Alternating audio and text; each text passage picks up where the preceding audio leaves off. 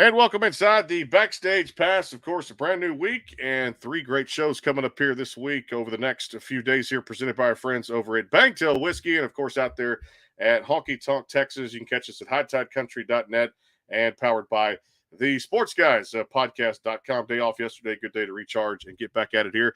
And to do that here, we got a brand new artist we're going to feature today. And of course, may not be brand new to some of you guys, but of course, he may be to the show here on the Backstage Pass. The new single called Shade is across all the digital platforms, came out July 14th, and some news on a new single coming out October 20th. Jim Brown joins the show. Jim, what's going on?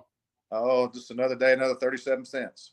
That's it, brother. So figure out where the money's coming from. You look left, you look right. You're like, hey, which way is this, up and down? You're like, this money's coming in somewhere, and I'm with you on that too.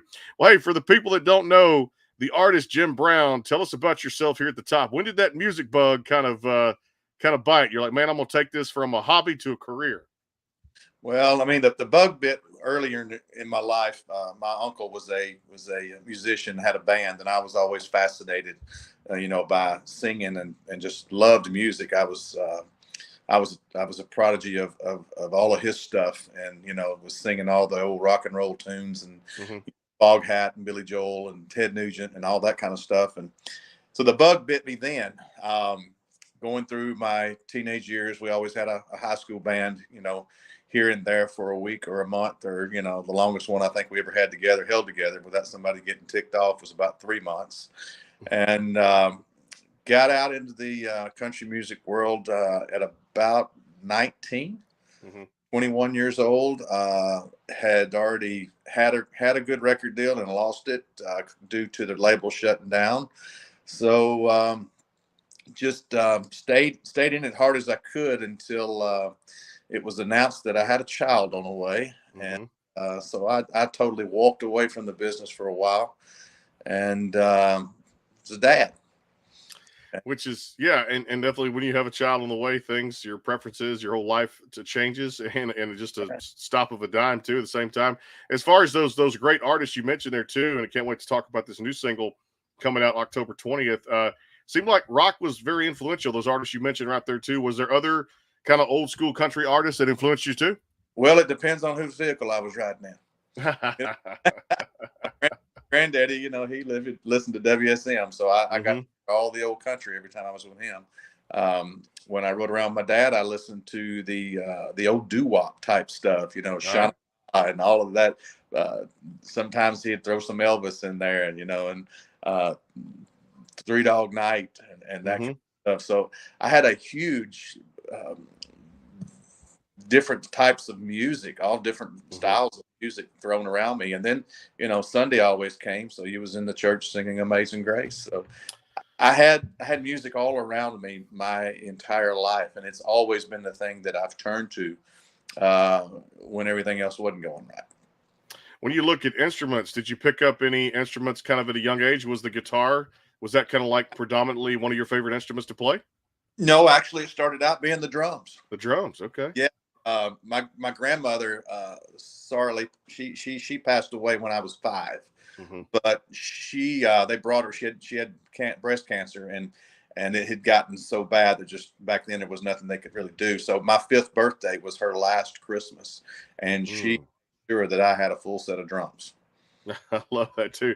When did kind of that guitar come into play? Did you teach yourself? Did you kind of go off of some of the online programs? So when did you learn to play guitar? My mom, the next year for Christmas, I got a guitar and a little small amplifier. So I kind of rattled around on it, and made noise for the longest. And then my uncle sat down with me and taught me 3 or 4 chords and said, learn those, you can play a song. So we did that. And then I kind of went back to drums during school and played drums, played in the band. And, when I wasn't playing football, obviously I was kind of on the field. So kind of hard to be playing the band on the field, but I had band class. So I went from guitar to drums to saxophone to trombone, and then got back to guitar in the 90s. And I took guitar lessons over in Madison. Actually, Alan Jackson and I both had the same guitar teacher. Oh, okay. All Came right. in for an hour's lessons, and I came in for an hour's lessons. And, Um, guitar just to get by. just to get by. I like that too. Just to As get far as those classic country songs playing on it, what was the first maybe classic old school country song you learned to play on guitar? Oh, he stopped loving her today. There you go. That's Yeah, I never was really good with the guitar. mm-hmm. I just good enough. I wanted to be better, but I had so many things going on that I just didn't have the time, the patience to sit down and grab a hold of it. And so now, when you see me, if you see me on the stage with a guitar, it's going to be only for a song or two. Okay. All right. It's not for the lack of want to, but this thing called Duberson contraction has gotten a hold of me, and so it's messed my hands up a little bit. Don't have near the grip that I used to have, and I just kind of put it down and picked up the mic, and that's what I do mostly now. Just hold on to the. When you talked about playing football and having that sports background, dive into me a little bit. What positions you play? High school? Did you play a little college? Well, no, I played in high school. I played in junior pro from 6 years old to my high school years in football. I played left guard, and I was a kicker, and I was actually a good kicker. I got a scholarship to go to UT as a kicker. All right. Place kicker and a kickoff. And decided I didn't want to do that no more. I'd been playing since I was 6 years old. I was 14. So I loved baseball more so than football. And I played baseball literally up until I was almost 28 years old. Okay. Would bounce around and play these travel leagues. And then we played a league that they pulled from the Nashville Sounds. They would bring you up to Nashville Sounds, and if you were good enough and play and that sort of thing. And so I stayed with that until I just couldn't fit it in my day no more. And my granddaddy kept telling me, he said, "Son, you got too many things going on. You're going to start sucking at all of them." He said, pick two. I said, all right. Pick two. Advice, and that's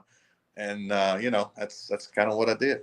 I like that too. A little bit of sports, a little bit of music. That's why I call the show Grand Slam of both the topics there, sports and music. We'll take a quick time out. We're going to come back and talk about an EP from Jim Brown, came out last year. That's what I'm talking about. And I'll get any better country song than that too as well. And a song called Whiskey on the Ground that I loved a lot. Just came out last October, to be honest with you. So almost a year to date too. Also a new single coming out October 20th too, with some huge Tom Petty influences. We talked about that before the show. We'll get to that on October 20th, going to the studio October 10th. So a lot of cool things going on with Jim Brown here. It's coming up here on the Backstage Pass at hightidecountry.net, internet radio out of Oklahoma. And of course, the Sports Guys podcast.com. We're live on there. And of course, everywhere else you can find podcasts. A word from our friends at Bangtail Whiskey coming back. More with Jim Brown. Hang tight. The Bangtail pour is comprised of a sweet corn mash base. The front has a subtle sweetness and not too sharp. It has notes of a medium char or white oak for a smoky flavor in the middle, and the tail has a super smooth and warm finish.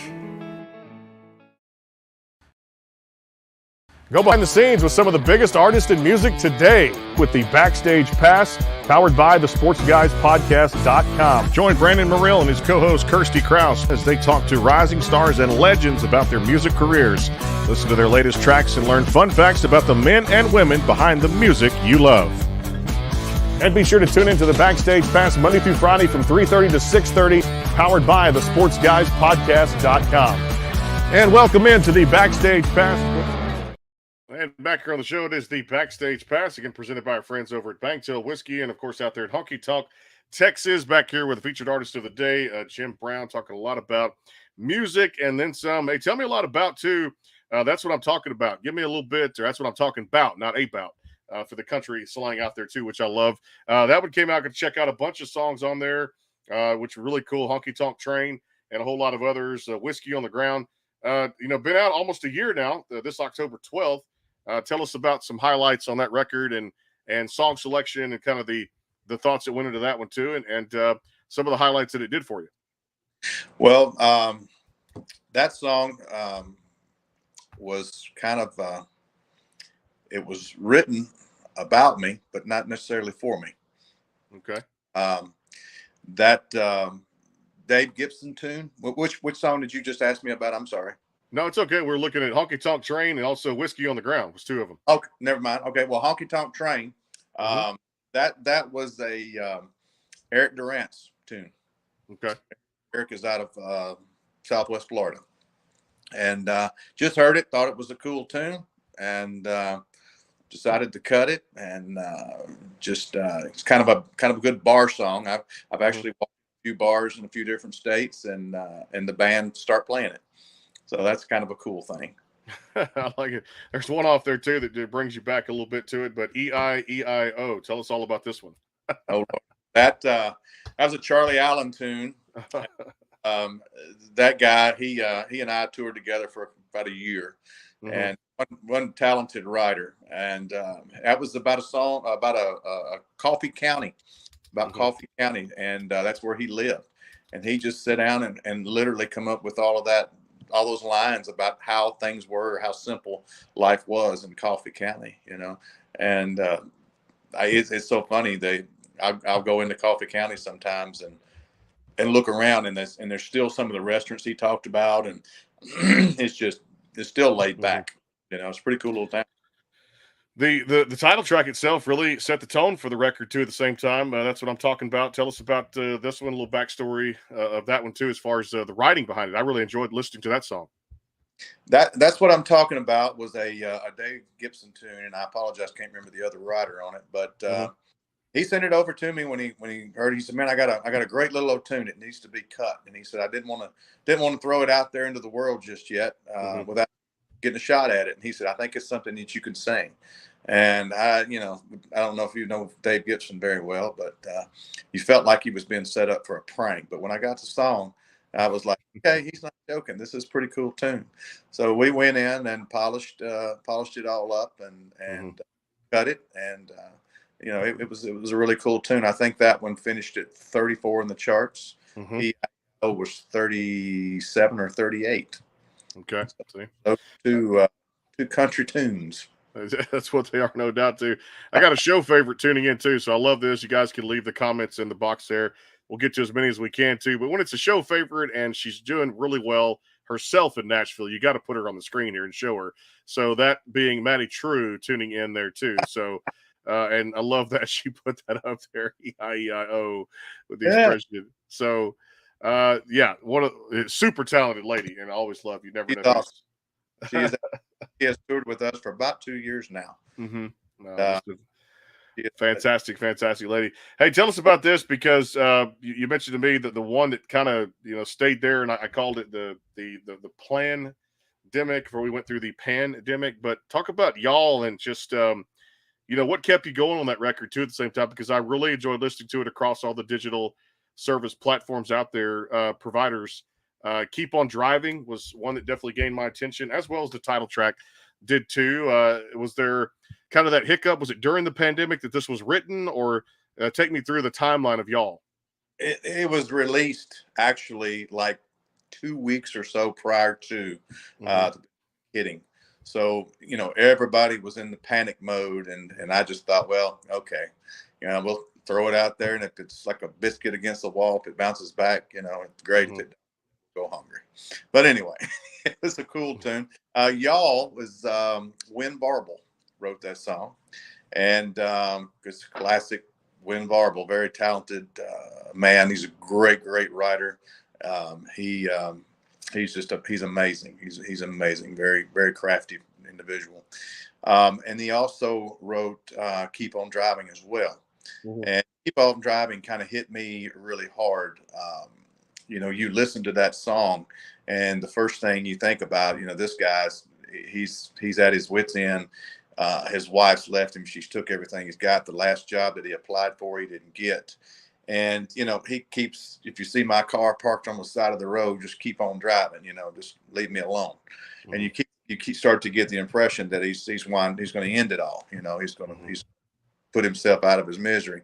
Well, I had actually experienced that with one of my dearest friends, and he never gave me any intuition whatsoever. and we talked right up until the day before he committed suicide. So we listened to that song and we took it to the end of it, and it was such a blessing the way that Wynn had written it. It's kind of almost a turnaround, because in the end he decides, instead of taking his life, he meets the preacher down there to talk to him about everything. And he pulled himself out of the funk. And that was kind of a tune that we threw out there, and we put a little inscription on it. And there's always somebody out there that'll listen to you, that'll help you, and that loves you, regardless of what you may think. So that was the reason I cut that song, actually. Pretty powerful tune, no doubt. I love this one. Speaking of a great album, I love the cover when you put something very personal out like this, because that's what songs do, Jim, is they tell so many great stories, and they make someone feel something, hopefully, and like I said, going through tough times in their life, to turn it around or understand that life is a grind. This JC and Me record, everything on it. I mean, even from Trouble at the top, from Trouble to Honky Tonk Stuff, I know came out last December, and I really enjoyed listening to this record, but it kind of felt like there were some personal things on that one too. Tell us all about JC and Me. Well, JC stands for Jerry Chestnut. Mm-hmm. And I lost my grandfathers at a very young age on both sides. And this man stepped in, and from the age of 11 and a half years old, was my granddad. Mm-hmm. Knew no other man other than him. And Jerry was a very successful writer. Huge tunes with Elvis, George Jones, Alan Jackson, Lorrie Morgan, just you name it. He's probably cut his tunes. Good Year for the Roses, those types of things. So we took, before he passed, I knew his health was getting bad, and he'd gotten so far away from music, and I kept trying to bring him back and say, hey, let's take some of your old stuff and redo it, and let's rewrite some of it. And he had a monstrous list of songs that never got finished. And so before he passed, he got to hear the whole project, got to see the album, got to see the cover of it and everything. And he was a huge influence in me getting back into the music industry. Mm-hmm. But he was also a huge influence of me walking away from it to be a dad, because I knew what it was like not to have someone there all the time growing up. Mm-hmm. And he filled that void and said, hey, remember when I came into your life, that kid needs to have that same feeling. So he's the reason I walked away from it. But again, he was the reason I came back to it. Mm-hmm. when the so. And that's what makes it such a great record too. Again, I love that handshake, and like you said, I'm glad he got to see the album cover there too, just before he passed there at the same time, because that's such a great record. So many great songs in there too. I love this other one that came out this summer. I want to get to the one coming out October 20th, but this one called Shade, man, has really done very well for you. And for people that know, summer's kind of winding down. I guess the official start of fall is kind of underway now, but this carries into the fall, because I really thought this was kind of like your upbeat tune, really brought out the vocals well. Again, it told a great story, which most great country songs do. How did you acquire Shade, and tell us all about how it's done so far, and a great song? Well, once again, fortunate enough to have some great friends as songwriters, and one of them being Eric Durant. Again, mm-hmm. Eric wrote that song, and he actually sent it to me one night, and I just said, it's a fun song. It's something that everybody can relate to. A lot of people save up all summer long, and they get to the end of summer where it's the hottest time of the year, and they want to take that vacation before winter sits in, and they jump in the truck or a car or whatever, and they head to the beach, and they get down there, and it's so dadgum hot in August. I don't care what part you go to. You're in the sun a little while, then you're looking for some shade. Yeah. Man, how cool is this? So we had to. Mm-hmm. The one thing that was so hard with this is one of the last songs that we cut out of the 14 that we cut for this project. Mm-hmm. I had to hurry up and get it finished, and then had to shoot a video on it. And I had like 4 days to get the video done because the weather was so nasty. We kept having rain every single day. And so we hustled really hard to get that song put out. and the positive point of putting out a song like that. There was no controversy. There was no negativity. I mean, it just was a good, cool song that everybody I thought could relate to. And so far, that's what it's been. Definitely is, no doubt. I love you got to staying busy, going back in the studio. October the 10th, you mentioned, for the new single coming out October 20th. Tell the fans all about this, and I know you're excited about this new project. It's got like a little Tom Petty feel to this, right? Yeah. It's called Turn This Night Into. Mm-hmm. It comes out on the 20th of October, and it's already out for saves on your Spotify. If you go to the website or go to the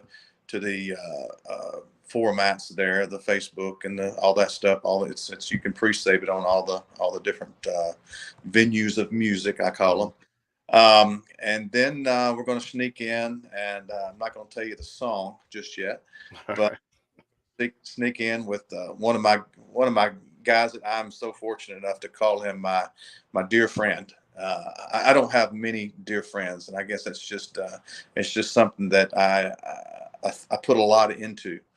And to call somebody a dear friend, you really got to have tons of respect for them, and which I do. But Derek St. Holmes and I have been touring for the past 2 years together. He's done probably 6 or 7 shows with me year before last, and this year we're finishing up in November together. And then we're going in a studio on the 10th, and we're going to do a duet.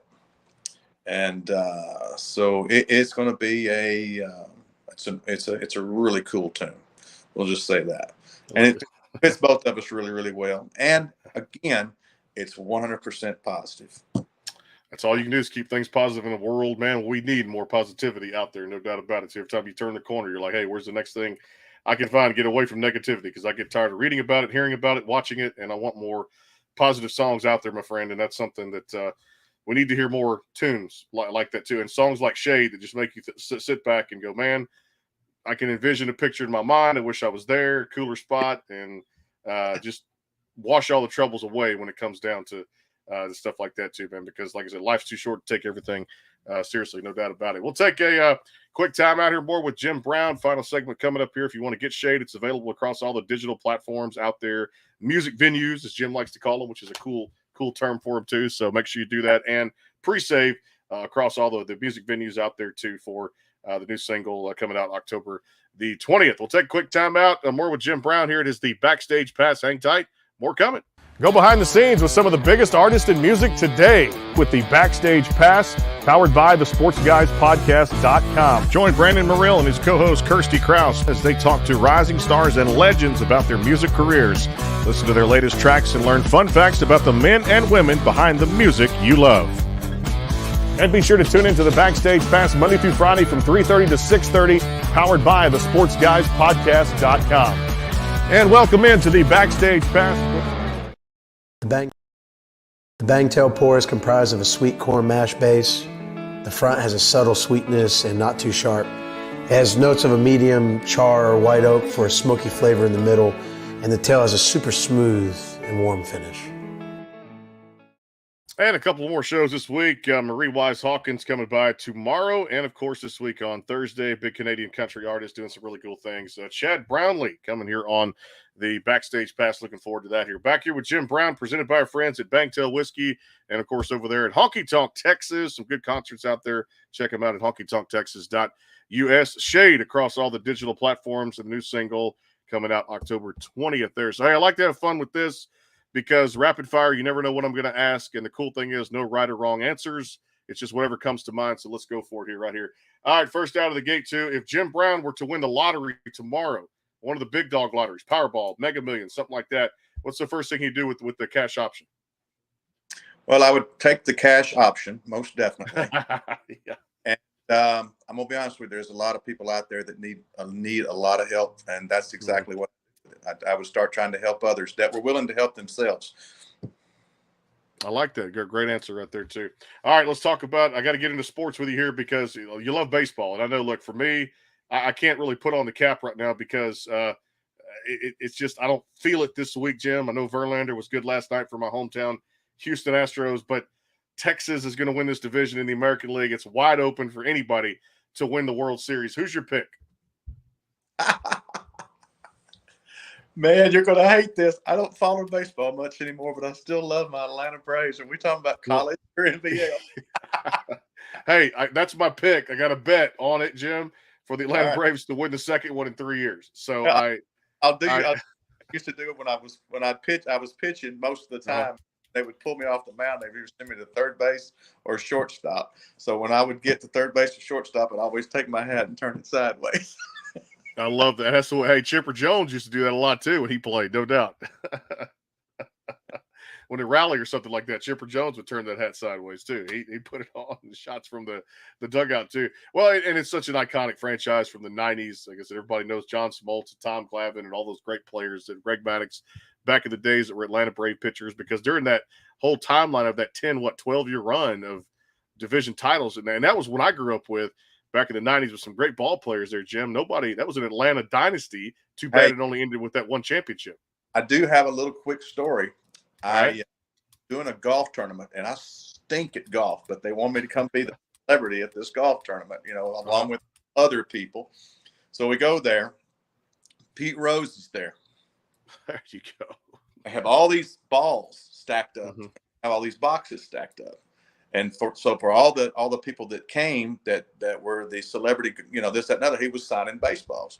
So he got up to me to sign. He said, "Hey, we introduced each other. We've got a picture, He said, what do you want me to put on your ball?" And I said, "Man," "just put whatever you feel. You know my name. Just put whatever you want to put on there." And this is so cool. And I wish I could go grab it right quick and bring it back. But it said, "I'm sorry, I bet on baseball. Love, Pete Rose." Really? Wow. That is. I have it in a box. I don't know what to do with it, but I guess on baseball, man. Hey, we may have to talk about this. I may have to talk about this, Jim, because I've been wanting to acquire some memorabilia, and I may have to holler at you about this, work something out with you, because that's been something with me. And that's a long story. Another day we'll do a show or something like that. But look, the man did the time away from the game. Yeah, 4,256 hits, Jim. He deserves to be in the Hall of Fame. He deserves back there because there's several guys that just more crazy crap that are in there. And, no doubt. And that's when I'm a fanatic, when I can memorize the amount of hits he had in his career, Jim. 4,256, and that to me. So we'll have to talk about that too. If that's something that work out what to do with it, that would be a hell of a collectible for me to acquire, no doubt. So I'm Johnny Bench baseball that I sandlotted. That's what my dad calls it. He brought it home to me one time, and it was signed by John. It says, "To Jimmy from Johnny Bench," and I was about 8 years old. Well, the first thing I did was went out and played baseball with it. I bet you look back on that now and you're like, "Yep, that's what I should have hung on to." No doubt. That's I have it, but it's just you can barely even read it. Greatest catcher of all time, right there, no doubt. One of the greatest catchers to play the game. All right, when away from music, what is a Jim Brown, I guess, hobby, or what do you like to do for fun? Well, my new hobby is a grandbaby. Okay. Yeah, Miss Westland. I like that.